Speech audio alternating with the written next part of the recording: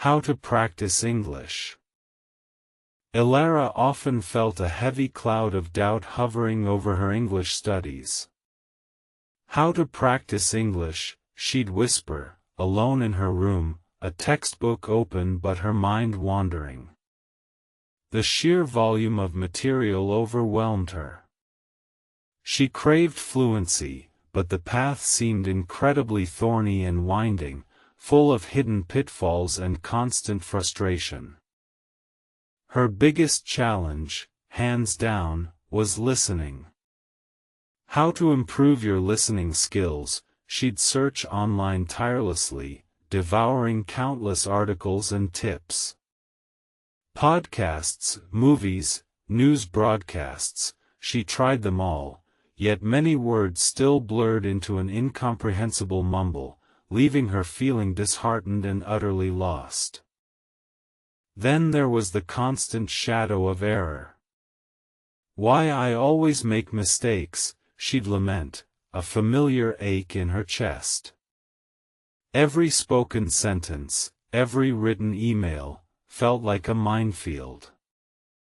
The fear of embarrassment loomed large, often paralyzing her and preventing her from even attempting to speak or write. She knew theoretically that the best way to learn English involved consistency, but translating that theory into daily action proved incredibly difficult. Motivation ebbed and flowed like the tide, leaving her feeling guilty during periods of inactivity. She desperately needed a breakthrough, a clearer path forward. Friends offered various suggestions, each touting their own way of learning English.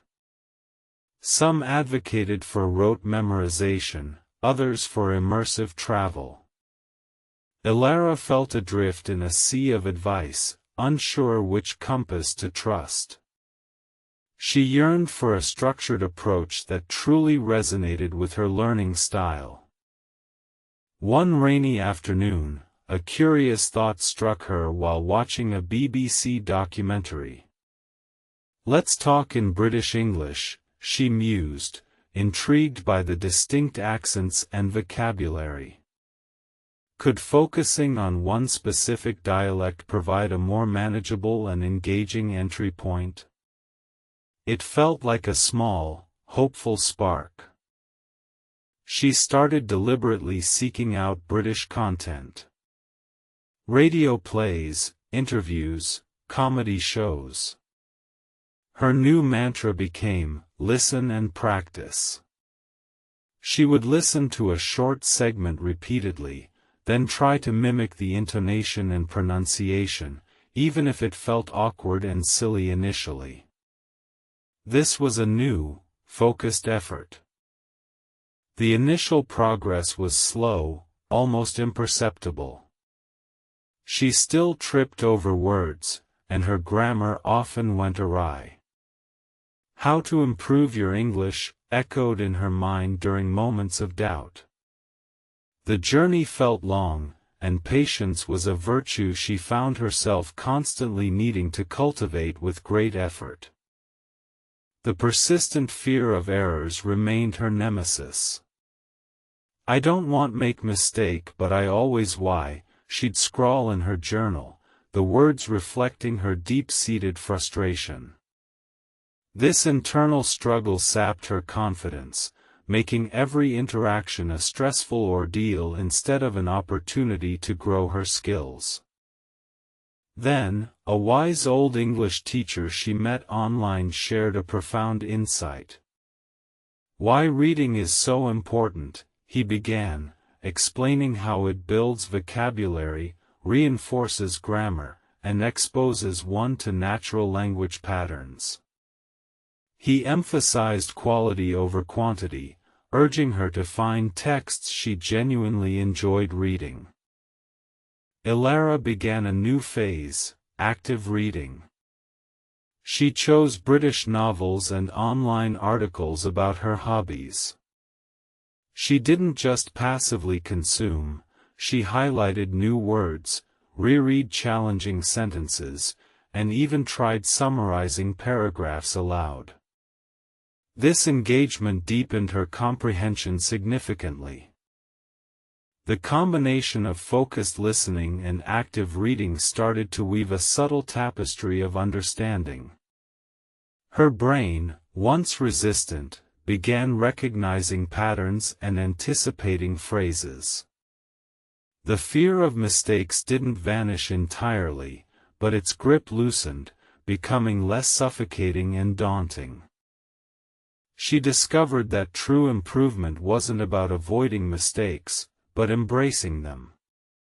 Each error became a tiny lesson, a signpost pointing towards areas needing more attention. This shift in perspective was revolutionary, transforming her mindset from fear to curiosity and growth. How to practice English now had a clearer answer: daily, consistently, and with intention. She set aside dedicated time each morning for listening exercises and each evening for reading, even if it was just for 20 minutes. Small steps, she realized, accumulate into giant leaps. Her listening skills, once a source of deep despair, began to sharpen remarkably. She could now follow complex conversations in British dramas, picking up nuances she previously missed. The mumbled sounds were slowly transforming into clear, understandable words, a truly joyous revelation. The lingering question, why I always make mistakes, started to fade into the background. She understood that mistakes were not indicators of failure, but rather natural, inevitable parts of the learning curve. They were opportunities for refinement, not reasons for surrender or retreat. The concept of the best way to learn English became less about a singular, magical formula and more about a personalized, adaptive approach. It was about finding what worked for her, adjusting strategies as needed, and maintaining an unwavering commitment to the process itself.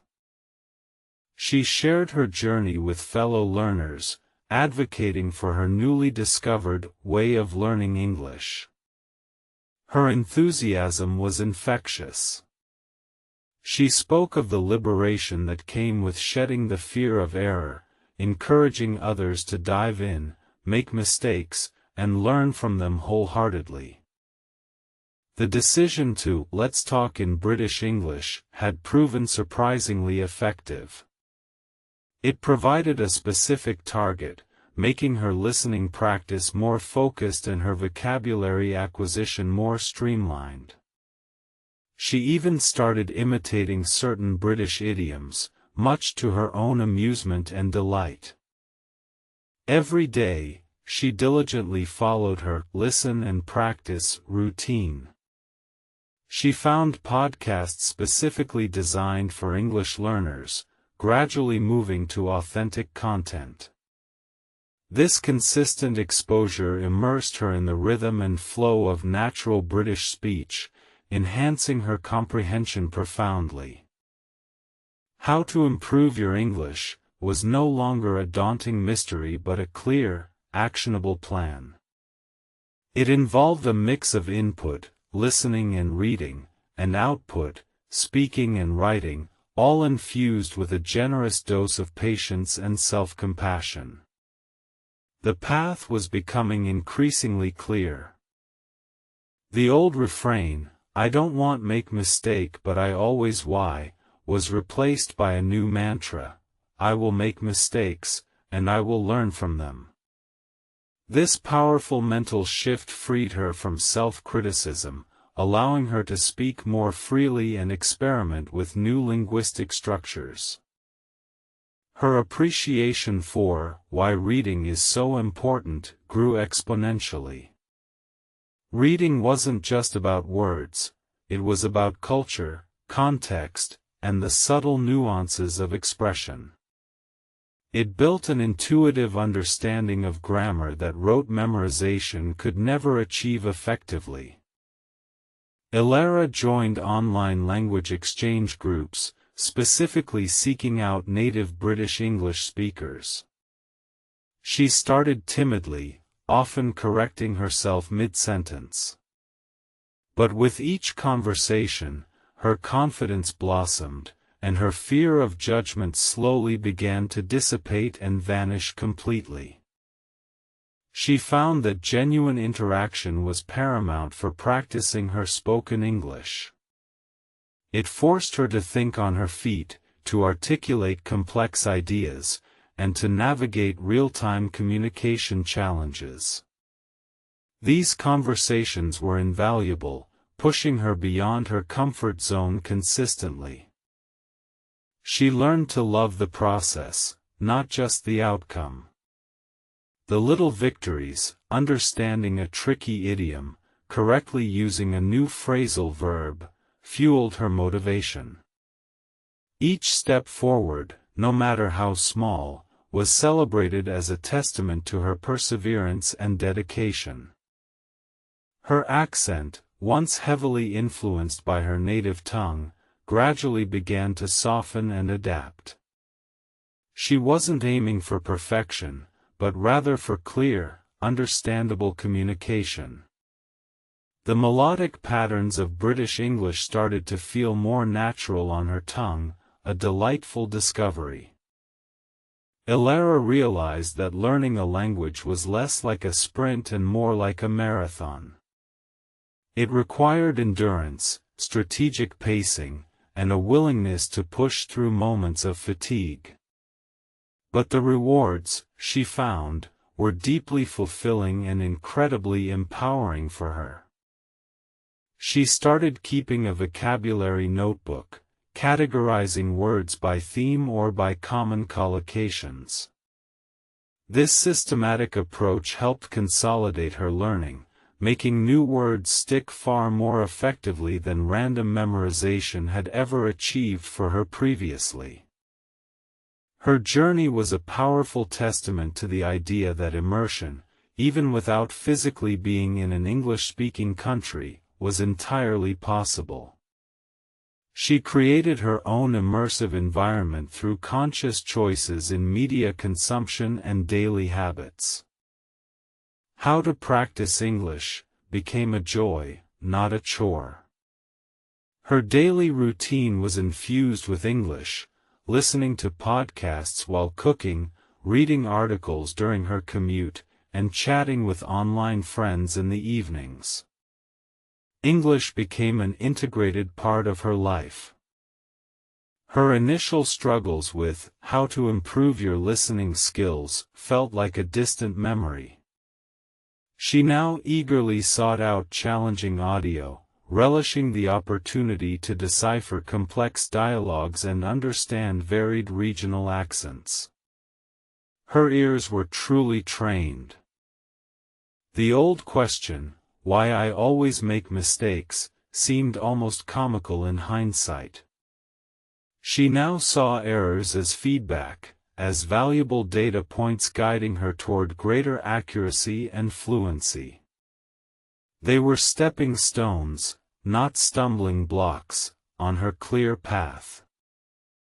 She had discovered the best way to learn English for herself, a blend of consistent exposure, deliberate practice, fearless speaking, and a positive mindset.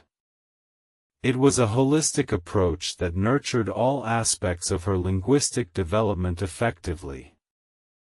Elara became an advocate for a flexible way of learning English, encouraging others to experiment and find their own unique rhythm.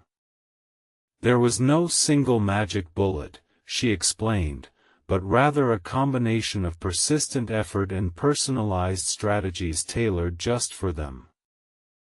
Her initial foray into "let's talk in British English" had broadened her horizons immensely.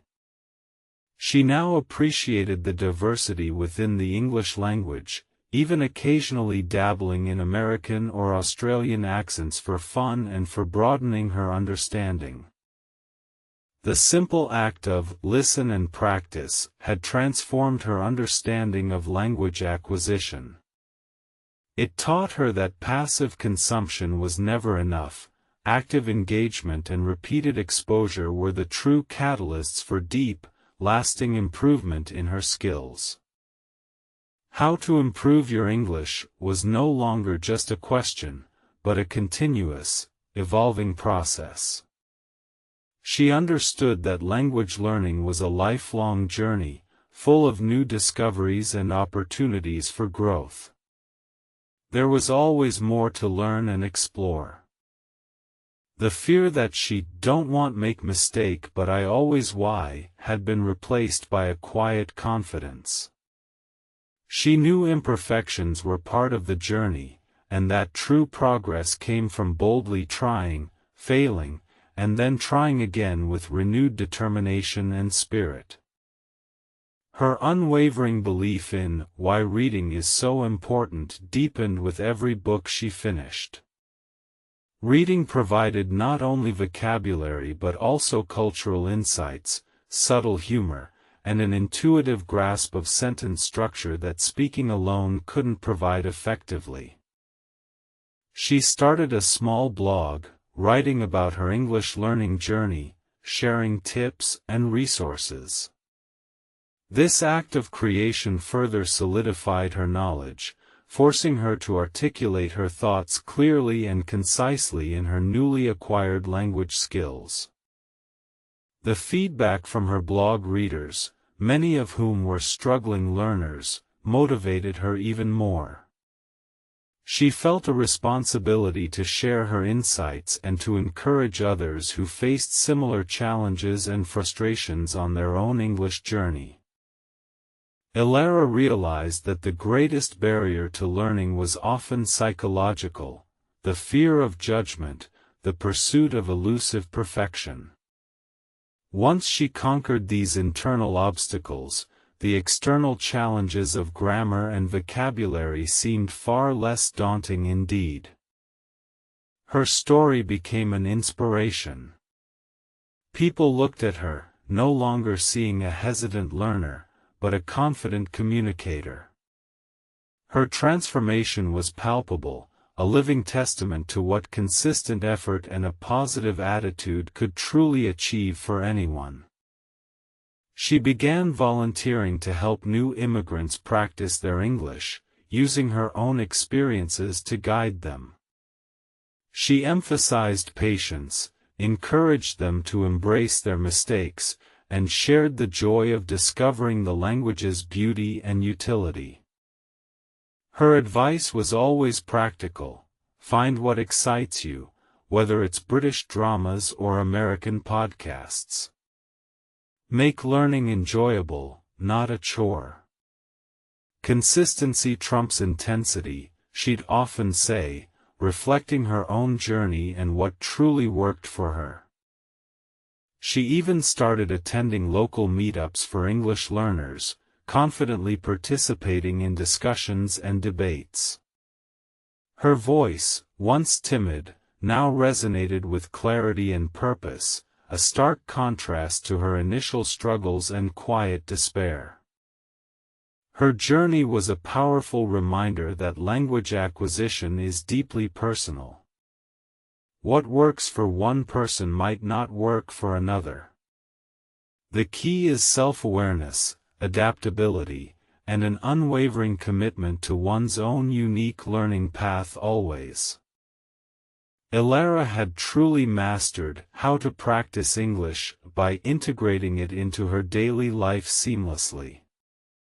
It was no longer a separate task but an organic part of her routine, flowing naturally and effortlessly from one moment to the next, a genuine pleasure. Her listening skills were now intuitive, her comprehension almost effortless. The once daunting task of understanding fast-paced dialogue now felt like second nature, a testament to her persistent dedication and careful, focused training over time. The ghost of "why I always make mistakes" was completely banished. She viewed every error as a signal to review, to understand, and to improve, rather than a reason for self-condemnation or feeling like a complete failure. She had found her own best way to learn English, a harmonious blend of exposure, active engagement, and the courage to speak without fear. It was a path paved with effort but illuminated by consistent progress and joyful discovery every single day. Her way of learning English became a beacon for others, demonstrating that persistence, patience, and a positive attitude are far more crucial than innate talent alone. Anyone could achieve fluency with the right approach and enough effort. She still loved to "let's talk" in British English, savoring the nuances and expressions. It had become a passion, not just a learning goal, adding a rich cultural dimension to her linguistic journey and making it much more fulfilling and enjoyable. And so, Elara continued to listen and practice, her journey ongoing, joyful, and infinitely rewarding. She proved that dedication, coupled with strategic learning, could transform any hesitant learner into a confident, articulate, and fluent speaker.